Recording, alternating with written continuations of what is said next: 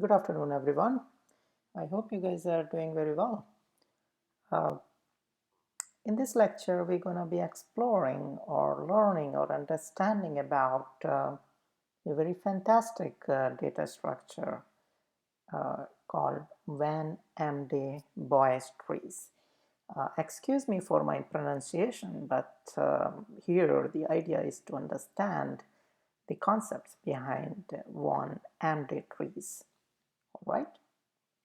Before going forward, let's try to understand the basic operations, okay?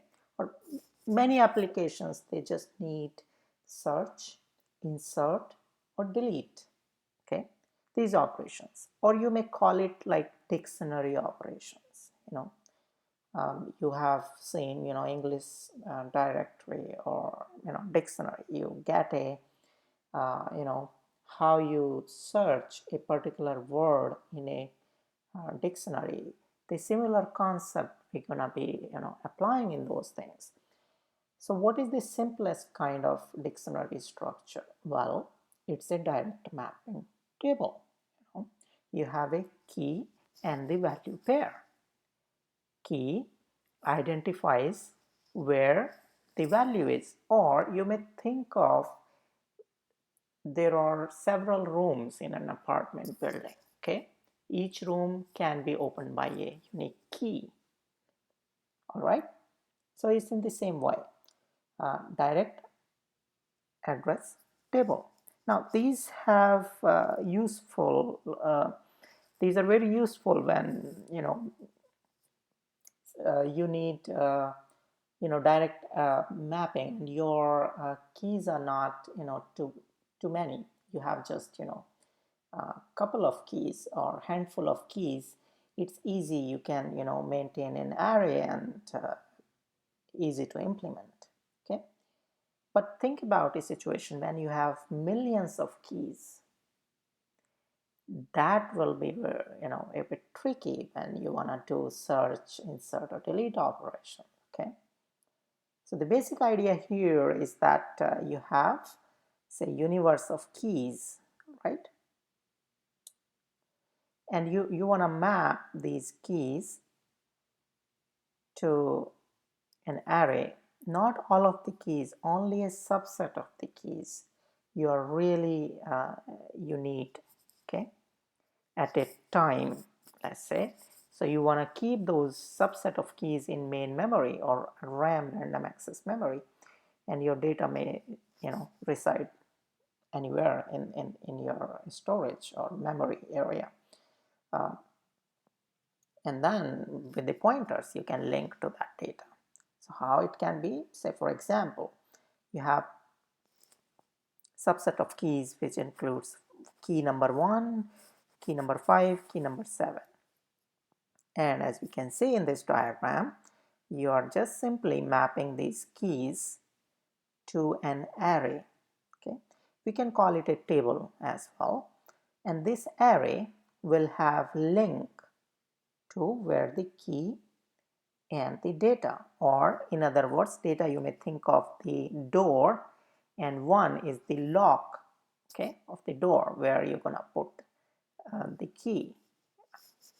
So it's as simple as that. Like key number 1 is mapped or stored, okay, with a pointer to the slot number 1 of the array. Now key number 5 is mapped to the slot number 5. So what it is, that you just simply go to slot number 5 and you get the key for the your room number 5. Now let me correct it, because I think I was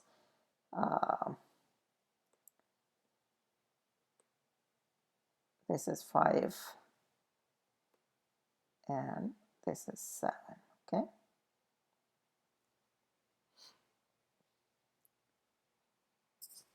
think about a bit deeper. When you have actual keys, even the number of keys are too many, this particular scheme is not gonna work very well. Okay, So what will happen that when you have so many keys, that your array T or table will become enormously large, and that whole scheme of direct mapping turns out to be very inefficient, not very efficient. Okay, however, it's easy to implement, but it's not very efficient. Think for a second, where you're gonna store say million keys. You're gonna create a million uh, position or slots in your memory. Not that much efficient. Okay, so can we do a better job?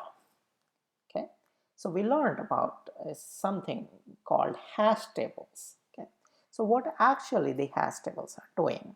Okay, so instead of mapping the individual key to a slot with the same key number, what we are doing here, we are mapping with a function which is called hash function. So now this slot where the key you will find, that slot value is basically the output of this hash function, which takes the key as an input. Okay, so as you can see here, K1 is the key mapped to HK1 slot, right? In the same way, K5 and K7 keys. Now this scheme has a bit of trickiness here. Say for example, you get another key, okay, and that is also your hash function is mapping that key to the same slot. So how will you resolve that collision? Okay, so what you can do, different schemes, but for simplicity, we wanna store. Okay, let's store that key at the same slot, and link use a doubly linked list structure. You can do singly linked list as well. Okay, so you have resolved the collision, and you have reduced the size of your actual T array or table. Okay, because now you are using the hash function, which is basically mapping the keys to some slot in the array. Okay, now that is also not very efficient. Say a million keys, and then if you are getting more collision in your, your hash function is not very good, or even though if you are using the perfect hash function, then also you're gonna have a very long linked list. And as we know that searching in linked list is not very efficient, okay, in terms of time complexity. But for say, that scheme, the hash table is still better than direct mapping table, right? So as long as you have very small number of keys, that scheme is fine. You will save the overhead of implementing complex data structure. But when you have say millions of keys, no, then you have to take a decision which route should we go. So nevertheless, here let's talk about, can we do a better job than a hash table? Okay, so let's see.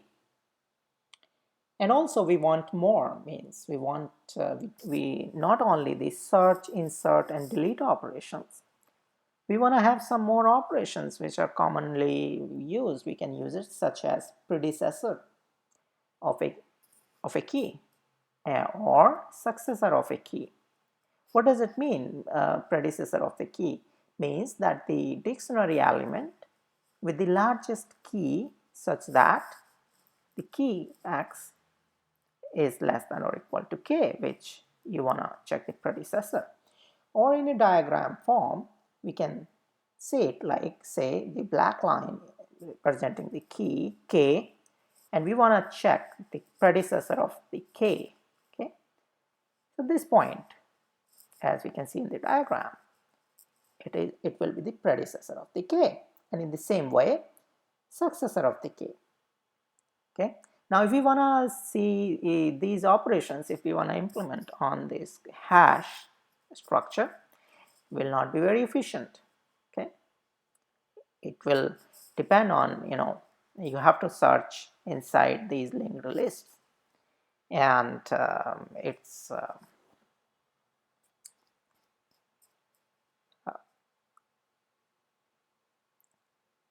again now, so whatever time you're gonna take in the linked list, you can think of that much time you're gonna take. Okay, so what other alternative structures can we have other than these linked lists? For storing our keys, we can have 2, 3, 4 tree structures. Okay, where 2, 3, 4 trees is simply, as you can see here, 2, 3, 4 means you are storing at a root node 2 values, and then it has the 3 children. Okay, and then next level it has 4 children. 3 children, like values less than 5 goes to the leftmost children, between 5 and 9 goes to the middle children, and more than 9 goes to the rightmost children, the same way. And also there are other structures like red-black trees or AVL trees. In your textbook you might have learned before. So we can use those structures, but again, all those kind of schemes we get only up to order of log n time complexity for various operations in worst case, right? So is there anything better we can do? Let's see how. So scientist van-Emde Boas from, if I'm not wrong, he's at a university in Holland. I may be wrong, excuse me for that. But nevertheless, this data structure was proposed long back in 75 paper article published by van-Emde Boas. It's a very interesting and fantastic data structure. So the idea is very simple, that the tree will store a set of the keys, okay, and that set of the keys you can dynamically change. You can put the keys in that set and you can take it off. It's like you are always taking keys in your purse. Okay, so think about S as your wallet or purse, and you can have, you have only limited number of keys there, so it makes your job easier as well. Okay, and you can change the keys dynamically, you can update it, right? The only condition here is that this data structure requires that the keys have to be integer. But that's not a big deal, because if your keys are not integer, you can have some sort of mapping function to map it to the integer. Okay, so let's see what is the idea. Say you have the universe of keys can take unlimited values, and you are just selecting a subset of the keys. Okay, and these keys will be stored in a tree structure. Okay, with certain rules, so that it makes our time for type complexity, or how much time is going to take for various operations, as low as possible we can get here using that structure. Now let's see. So as we said here, it will store a set S of integer keys from the universe of all keys. Okay, now u 1, 2, 3 up to u, so it means you're going to have the number of keys u. Okay, now using this fantastic structure, you can actually, most of these operations like search, insert, delete, predecessor, successor operations, you can do it in order of log u. Okay, for the worst case time, and where u is nothing but the size of your keys. Okay, or size of the universe of keys, not size of keys, excuse me for that. So how many keys basically you want to have that. And the space used means how much memory you're going to use will be in the order of, again, u. Okay. But now, see, log u and order of u is a bit different. Say, let's say you have u equal to n square. Okay. Then your time complexity will be O of log n, right? So n square means you're going to have u, okay, log u equal to n square, and n square when you take log, it'll just become log n, okay, and then, but the space will be order of n square. Okay. Or another example, if u equal to n cube, you can still get the time in order of log n, but the space gonna be increased, okay, the order of n cube.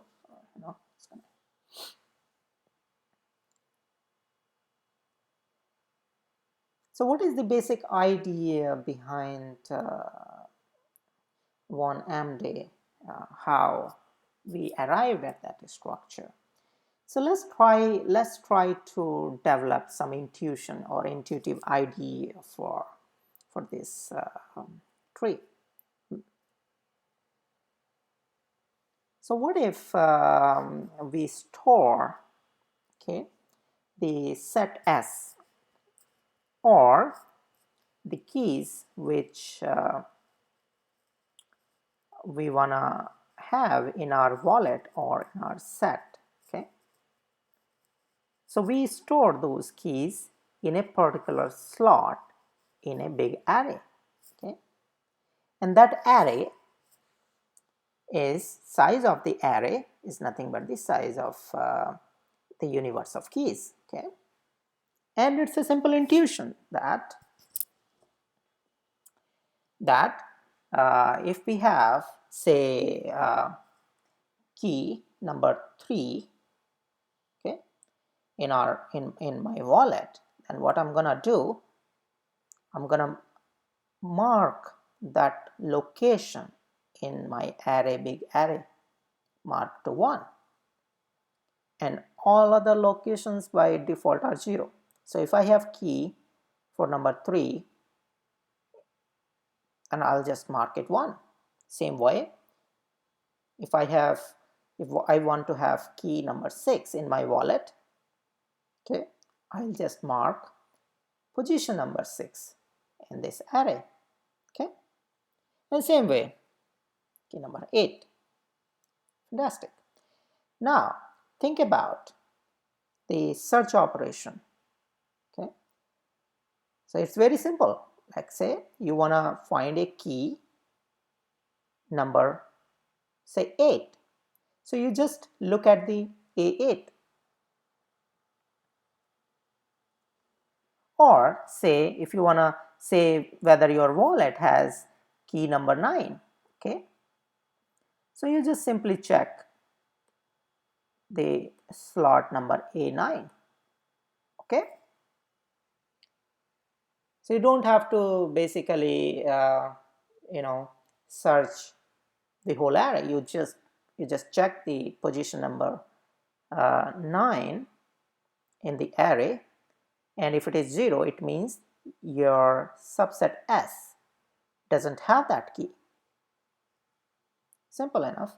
And you can do this operation in order of 1. You're not doing anything fancy here. Order of 1, fantastic. Same way, insert.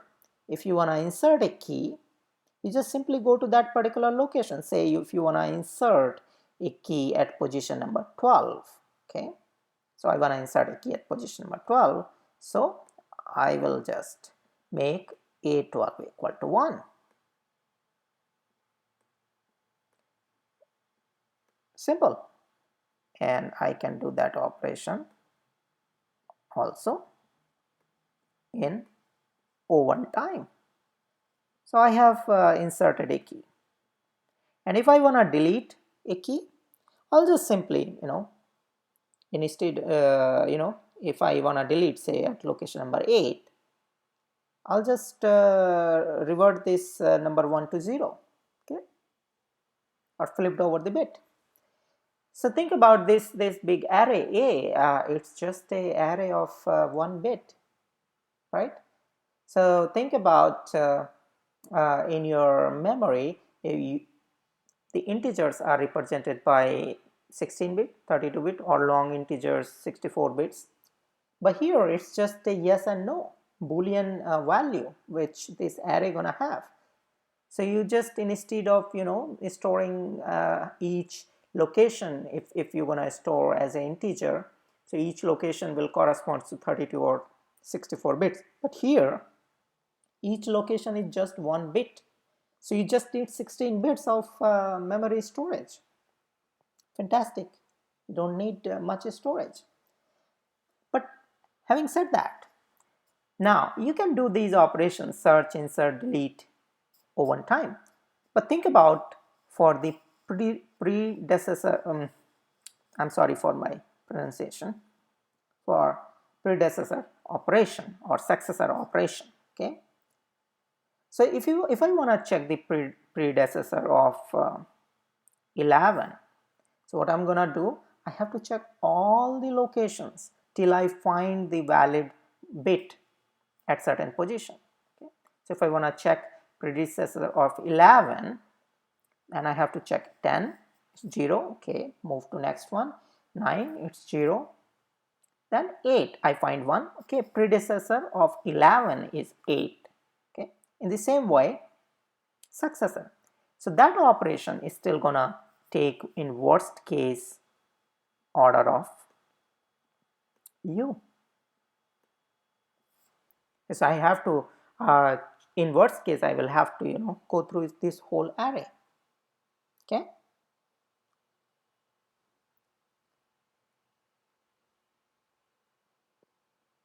So as we already said that ai equal to 1 if and only if I means 8, okay, is in the set S of our integer keys. All right.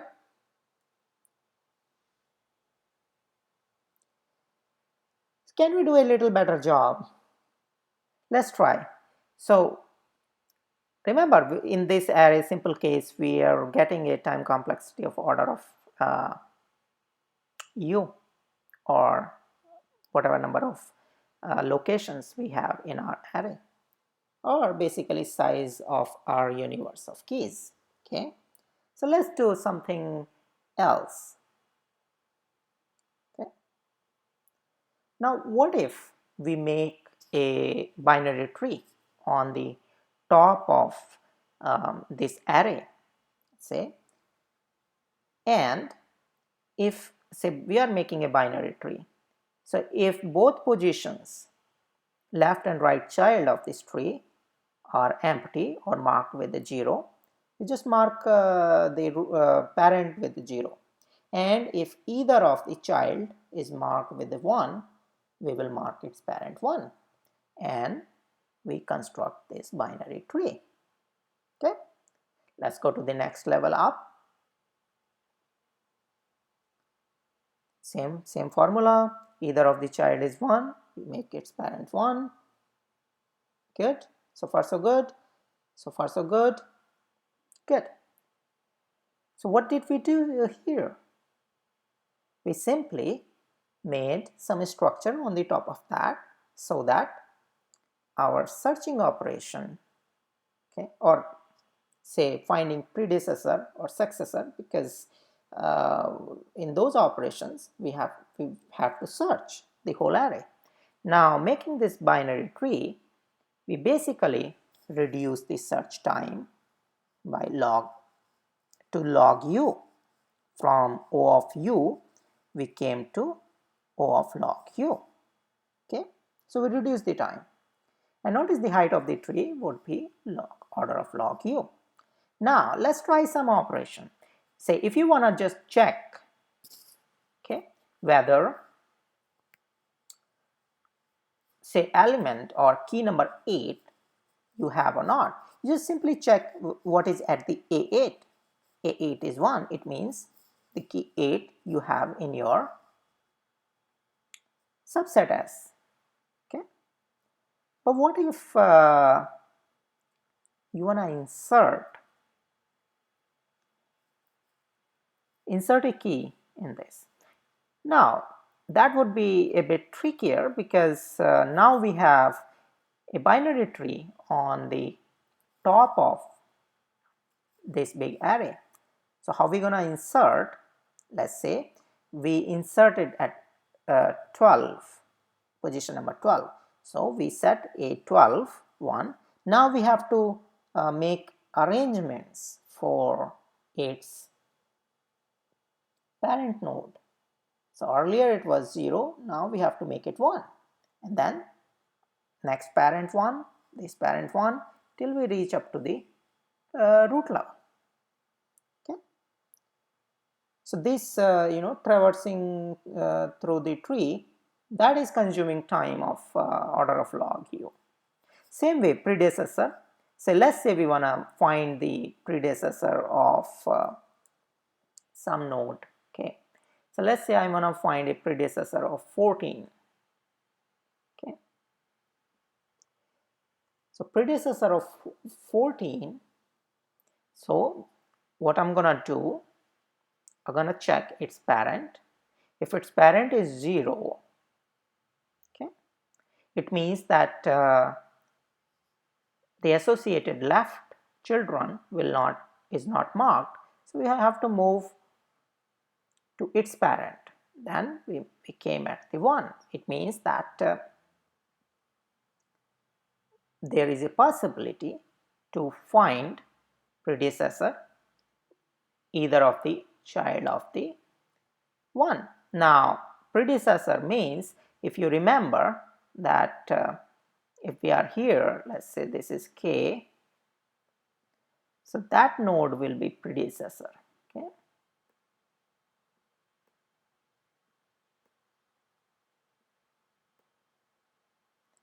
and now as the property of this binary tree, we are already at this left child, so we will check.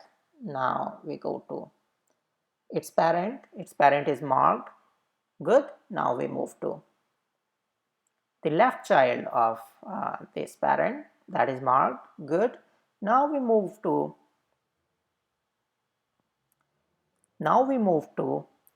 the, not this one, rightmost. Okay, because we already moved from the left, okay, to parent, then we went to its parent. Now we want to check its rightmost. It is marked, and then we want to check its rightmost. Then now check if 12 is marked or not. If 12 is marked, it means 12 is the predecessor of 14. Okay, and that whole operation can be done in order of log q. Same way, successor operation, you can do that, right? It's just traversing the binary tree. But think about, can we still do better than order of log q?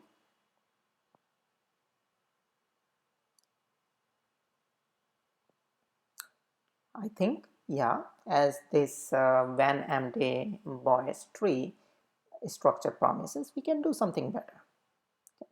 If we rearrange our tree structure in a bit more fancier, or in a bit fancier. Okay, so let's see how we can do that.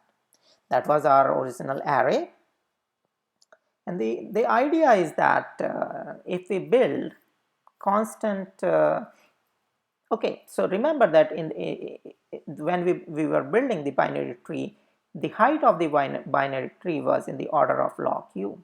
But what if we make the constant height of the tree, binary tree? Okay, so we can do something better there. How we can do that? Let's try to split this array. Okay, so if we split this array, original array, into under root u blocks, and u is nothing but the number of keys. Now here it will be under root 16 because we have 16 keys in our universe of keys. For example, that's why we have this array A 16 with wide. Okay, so we will split this whole array in 4 blocks, each containing 4 bits. Good. So we have splitted this to 4 blocks, 1, 2, 3, 4, and each has the 4 bit or 4 slots. Okay, or under root u we can say that, and total will be number of keys. Now there is a bit of fancy thing here. So also we want to do that, creating a summary of an array. So that's a fantastic, and that's the key idea here. So after splitting, create a summary so that you immediately know which way you want to go, or which cluster, or this the split block, which block you will find your key. Okay, so how we want to create this summary array? Very simple. It's like a binary tree, but it's just saying in a different form. So if either of the slot in this splitted array or splitted block is 1, then we want to make it 1. We want to make it that position 1. So we can think of 1 to 4 leftmost, then 5, 6, 7, 8 next, 9, 10, 11 next, 13, 14, 15, 16 next. Okay, so 1 to 4 there is 1 marked at position number 3. Okay, then we will mark in the summary array C the first position 1. Okay, because now we have 1, 2, 3 and 4. We have 4 blocks. So if any bit in the block number 1 is marked, then we will mark the corresponding position in array C. So block 1, any bit is marked, we mark the position 1 in array C. In the same way, position 2, we have 2 marked here. Okay, so we mark the position 2 in the summary array. Okay, same way 3, and now see in the block number 4 we don't have any mark, so we did not mark the position number 4 in the array C. Clear? So that's the key part of this van-Emde Boas structure. The creating this, splitting the whole array into blocks, creating the summary array. Okay,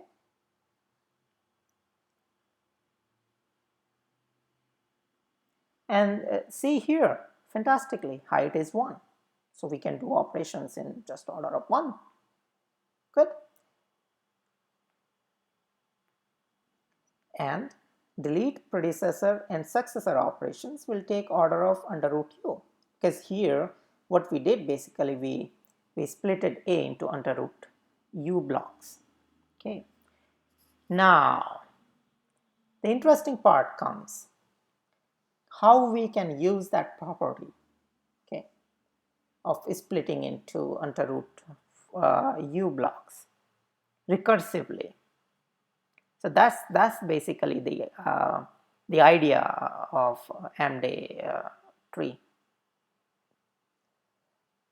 Before going forward, let's try to understand on an abstract level, what does it mean?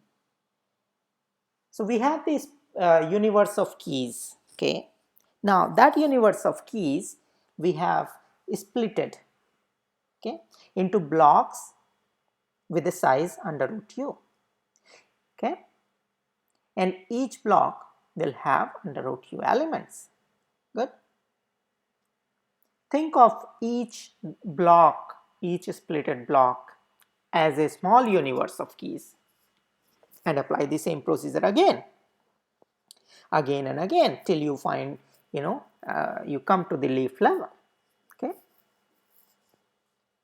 Or in abstract notion, you can think of this way. Okay. So you have splitted into under root u blocks with creating a summary block as well, and then again you are splitting each of the block into under root u blocks, right? Fantastic. Good. Okay, you can visualize like that. There will be many subtrees, and then in each tree you will have clusters and then summary array.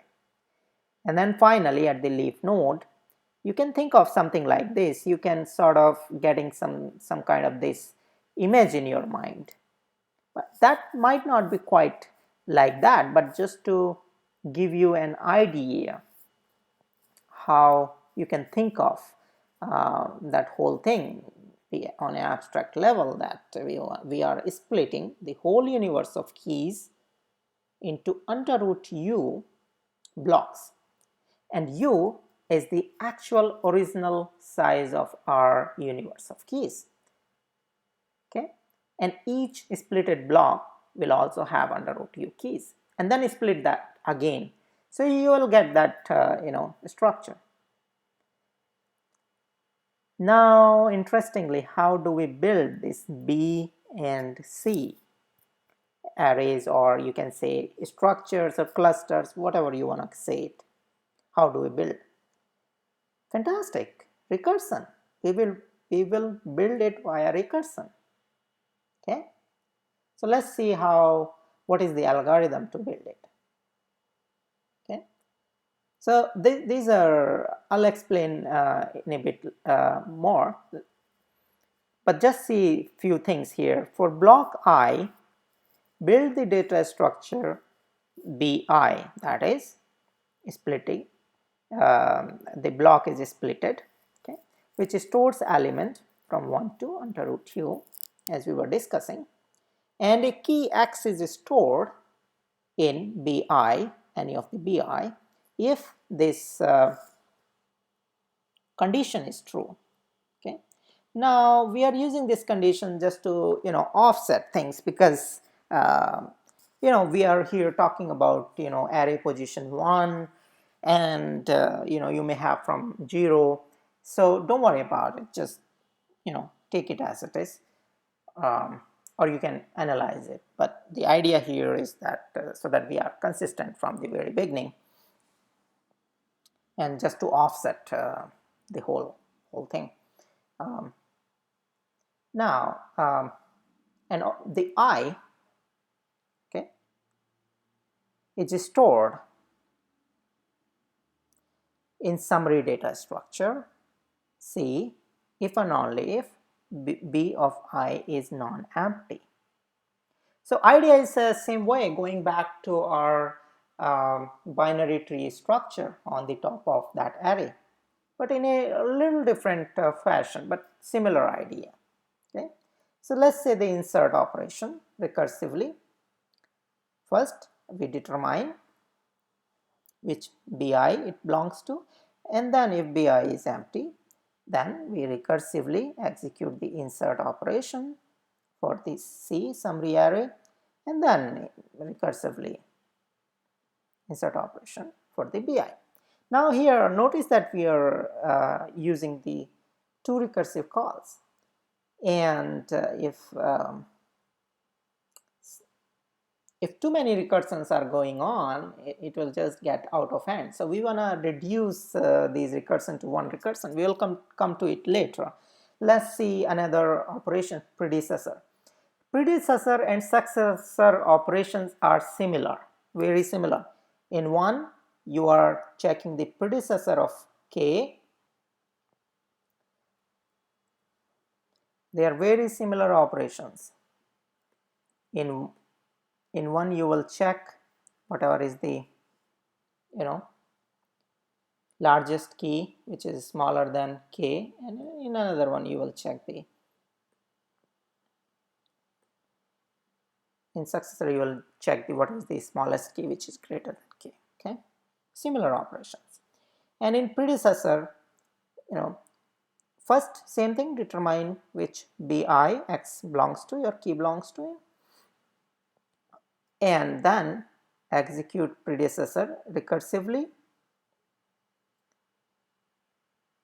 and then again if x doesn't have predecessor, then you're gonna use recursively predecessor again and execute predecessor recursively again. Now think these 3 recursive calls is just too much, it's just getting out of hand. Okay, so let's try to understand or try to make use of some property here, property of these arrays. Okay, so we can do something better job here, right? So notice that x, an element, let's say this is x, this has a predecessor in b of I. Okay, if x is greater than minimum in b of I. So if this is the minimum and x is greater than or equal to minimum, then only x will have predecessor in this block B, otherwise not. So we can use this property to reduce down our recursive calls. Okay, so we want to have just one recursive call. That's the idea here. Okay, so big idea here is that we store the minimum and maximum value for each. I can call it a whole. Okay, so let's say we call it this whole a van-Emde sort of block structure, or whatever you want to call it, a unit structure which has the summary array and cluster of individual or cluster of keys simply. So you want to have something called min and max, and you are good to go. And that actually you can think of these min and max as the boundary condition for your recursive call. All right, so you just have to execute only one time the recursive call. Let's see how. Predecessor, simply determine which bi this x belongs in. Okay, whether this block, or this block. And then if x is greater than minimum of bi, means if the key is greater than this minimum, then only you're gonna execute this recursive call. Otherwise just simply if x is not greater than minimum of bj, then it means that it's gonna be somewhere in C or summary array. So check the predecessor of the summary array and return the maximum in bj. Right? It's very simple. Same way we can modify the insert operation. Good. Fantastic. So that is the idea here. The min, max, summary, and cluster, or split the whole array of the keys, or universe of keys into smaller chunks. Now let's see the time complexity. The worst case time complexity for all of the operations is order of log u, and the space is not now space is order of u. Time is log u and space is order of u. Okay, so let's see on a bigger example what we meant here. So far, remember we were discussing our this example where we have key number 3 in our wallet, key number 6 in our wallet, key number 8 in our wallet and key number 12 in our wallet. Okay? Or in other words, we can open up the locker number 3, locker number 6, locker number 8, locker number 12 and get the gold. Now how fast we gonna get the gold? Okay, if we make use of this van-Emde tree structure, definitively we can get it faster. So how? Okay. So as we have seen here, summary array, and say our initial size of this universe of keys, that we can only have 16 keys, 16, and then minimum key value is 3, okay, and the maximum key value is 12, okay. So this whole universe of keys we have represented by this van-Emde unit or block or whatever you may call it, that has the size, minimum, maximum, summary, and these clusters. And summary, again, see, in computer science we make use of pointers fantastically. So here again, this summary is nothing but a pointer to another van-Emde unit. Okay. Now these darker or shaded blocks, this tells that this just to make you understand that there is a difference, that this shaded area, its parent or it is linked via a summary on a parent node. That's the difference. So this van-Emde parent node, it has a summary pointer, and that summary pointer is going to gray box, right?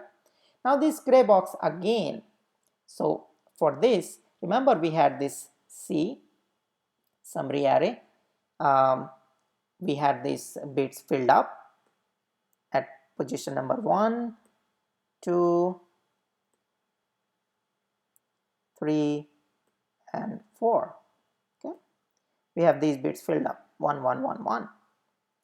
So same way, now we have think about, now we have only 4 keys in our universe, so we split it again, okay, and we split this again,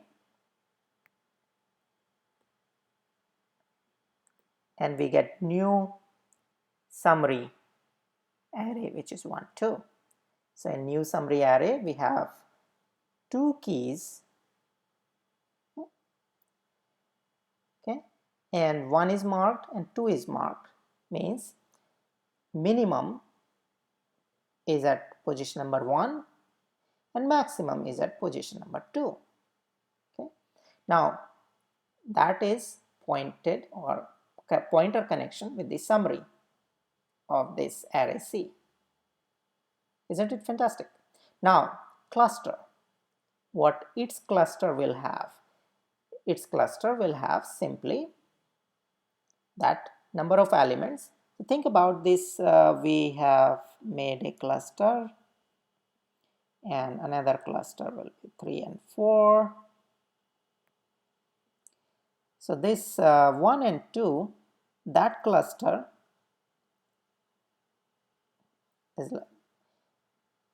is this first one.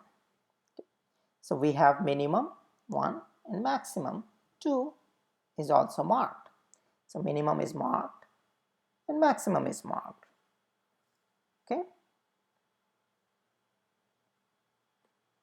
And 3 and 4, that cluster goes to this block. Size is 2 and we have only one key here at position number 3. So this is the max and this is the min. Okay. And what is the position correspondingly in this block? That will be 1, because this is individually 1 and 2. We are talking about in recursive fashion. Okay. So we have just one key, 1, min and max 1. Okay. So same thing, Now we talked about this summary array and we mapped onto this block. In the same way, we can map all these clusters of original array A onto these different blocks, and this is how your final tree gonna look like. Let's take another block. Say for example, we take this 5, 6, 7, 8, this cluster. Okay, this cluster, and that cluster is mapped to this one here. So how it is? We have originally 4 elements, and minimum key value is 6, which is if we wanna number it 1, 2, 3, and 4, which is at the number 2. So minimum is 2, location 2, and maximum key here is 8, and location is 4. So we got min and max. Okay, and what about the summary? Like we did for the C, array C, same way we can do the summary here. 2, because we will get these 2, 5 and 6. Okay, so now 5 and 6 is marked, is 1, and 7 and 8 both are marked. So minimum is 1 and 2. It's like this one. Okay, what we did in the summary array, both are marked. Okay, now we move on to the cluster of this further. So 5 and 6, which one is marked? 6 is marked. Okay, and 6th position is 2, and we have only one element here. So min is 2 and max is 2. Now same way 7 and 8. Okay, its position would be again 1, 2, and we have only one element. So 2, 2, min is 2, max is 2, and we can complete then other blocks. So see how fantastically this van-Emde tree structure evolved. So guys, thank you very much for listening me. I hope you have enjoyed this lecture, and thank you for your wonderful comments, your liking videos on YouTube channel LEPROFESSEUR. And those who haven't subscribed, please do subscribe LEPROFESSEUR channel on YouTube. That will help us to send you notification, or you get notification by YouTube as soon as new videos are uploaded. And we are really happy that we are contributing to your learning. And don't forget to send your comments if you feel that something is missing or misstated. We really appreciate it.